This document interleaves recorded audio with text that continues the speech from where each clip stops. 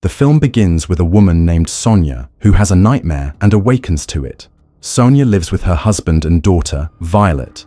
Their home is located far from the city, in the middle of the woods. Sonia often felt very scared there because her husband is a doctor. He goes to work, while Violett goes to school. Afterward, she was left alone at home, and the loneliness was consuming her. As usual, she drops her daughter off at school and returns home, feeling quite disturbed. Then, in the evening, Violett and her dad arrive home, and we notice that despite her husband's presence, Sonia feels distant because he never gives her time. He's always busy, which leads us to assume their relationship isn't going well. All of this is having a profound impact on her. We then see Violett watching Snow White on TV, where the witch is forcibly feeding Snow White the poisoned apple. After dinner, Sonia puts Violett to bed. Violett tells her, "I want Eva to sleep with me tonight," but Sonia doesn't understand who Eva is. Violett reveals to her that Eva is actually a doll lying under her bed. Looking under the bed, Sonia finds a doll given to her by a woman. Sonia tells her not to accept gifts from strangers and takes the doll with her. Sonia's mother immediately realizes that she's unhappy here. When Sonia tells her, "I feel like something's wrong with this house," her mother reassures her that everything will be fine. There's nothing to worry about. Seeing Sonia's sadness, her husband asks her what's wrong. She could tell him everything, but Sonia refuses and instead gets irritated. Then, while bathing, she has a dream in which she's in an open space filled with flowers, while the radio plays news about children going missing. The next day, she's picking up her daughter from school and she asks her, "Mum, what happens after death?" Sonia immediately asks why she's asking. Violett explains that a girl in her class said that people die like plants, buried under the soil and never return. Hearing this, Sonia advises her not to dwell on such things and to avoid talking to strangers. The next day, she's home alone again when someone knocks on the door. When she goes outside, she sees an old woman who has brought fruits with her because her tree had fallen too many. She introduces herself as Sonia's neighbor. However, when Sonia refuses to take them, the woman begins to abuse her, saying, "These fruits will make your children healthy and live long, but you don't want them to live long, you want to kill them." Suddenly, the woman's demeanor completely changes, transforming into a terrifying woman, and Sonia closes the door. If we look closely at the woman, she looks exactly like the witch from the Snow White show. The scene then shifts, and we see a scene from Sonia's childhood, where her father used to run a farm, and Sonia is sitting there drawing.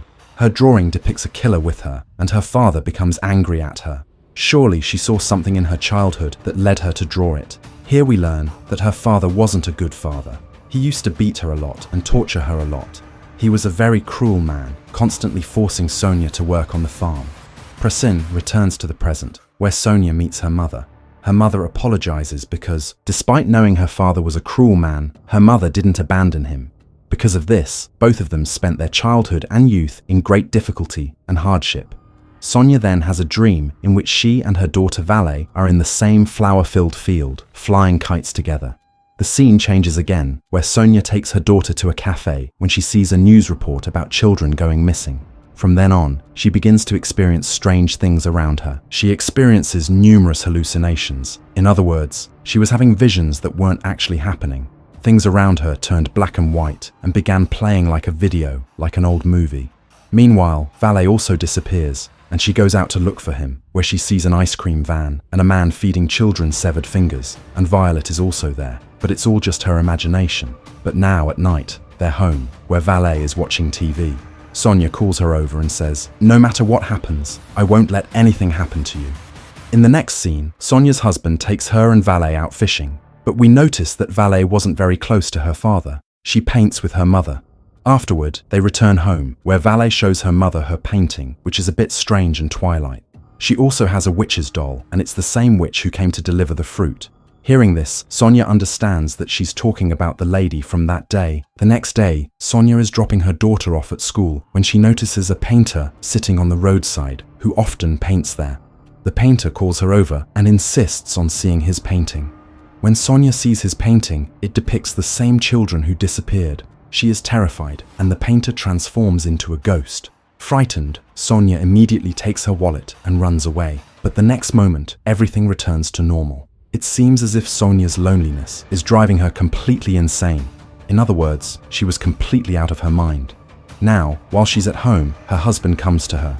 He He sees Sonia and realizes that she's not well again and asks her what's wrong with her and what he should do to make her fall in love with him. But Sonia says she loves him very much and hugs him. Just then, Sonia remembers a flashback, a time in her past, a time when her father made her work on the farm, denied her food, and then one day she stabbed a goat to death to sacrifice it. Sonia witnessed all this and, terrified, runs away. But then her father catches her, and Sen returns to the present. Things return to normal. Her husband goes to work, Violett goes to school, and Sonia is alone at home.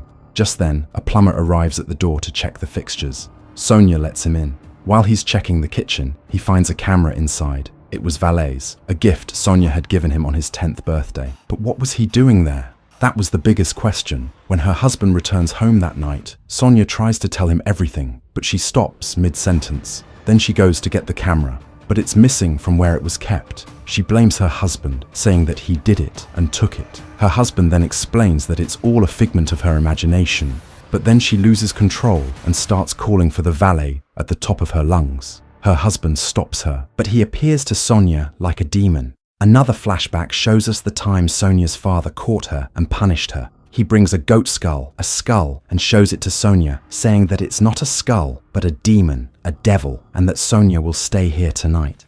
The demon will decide whether she leaves or not. However, her father said all this to scare her. In reality, nothing like that happened. But of course, children develop a fear and trauma that stays with them even after they grow up. And this is exactly what was happening to Sonia in the present. Sonia was seeing the same demon. In the past, her father would hang the skull and leave her alone. Now, Sonia was feeling very scared, and the same demon actually came after her, which was obviously a game of her mind. It was her fear.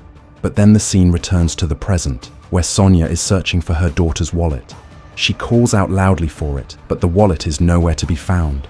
Then, her husband, shocked, says, "Forget about the wallet, because it's dead. Yes, it will never come back." Meaning everything we've seen from the beginning. What we've been seeing was happening solely because of Sonia's mind. In reality, Violett wasn't there. She had already disappeared like the other children. Meaning, the moments we saw with Violett, going to school, being with Sonia, were all just her imaginations. Thoughts and pasts created by her mind, like Snow White, the doll, the ice cream man, the skull, everything.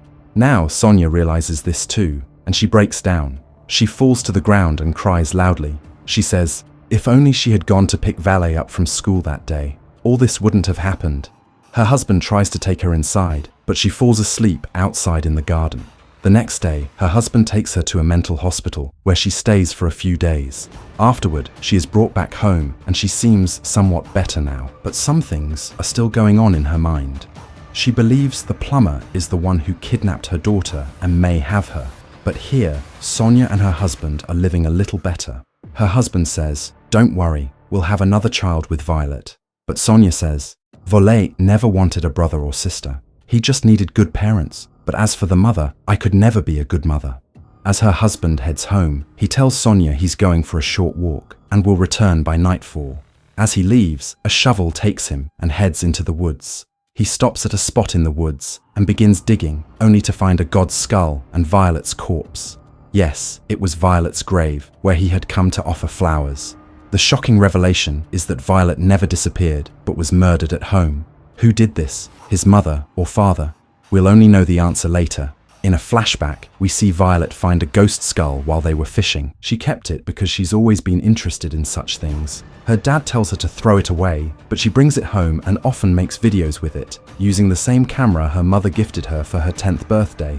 One day, her dad forbids her from doing this, but she refuses, and then her dad accidentally kills her.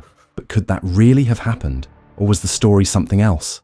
After Violett's death, her father kept it a secret from Sonia, burying her and telling everyone she'd disappeared. This leads Sonia to believe she's missing. Then, remembering all this, he cries profusely and, shockingly, shoots himself to death. Sonia then sets out to find her husband, where she finds the camera outside the house and keeps it with her. Then we learned that the plumber was actually Sonia's husband, who had changed his base to take the camera, because it held a secret that Sonia couldn't bear. After a while, she finds her daughter's grave along with her husband's. Seeing this, she cries profusely. Unsure of what to do, a police team arrives, and Sonia is also sitting there. They check her daughter's camera, and the biggest secret is revealed, which will shock you. We then see a video of the wallet in which she was filming the same skull. Sonia, however, tries to stop her from doing so. She tries to snatch the skull.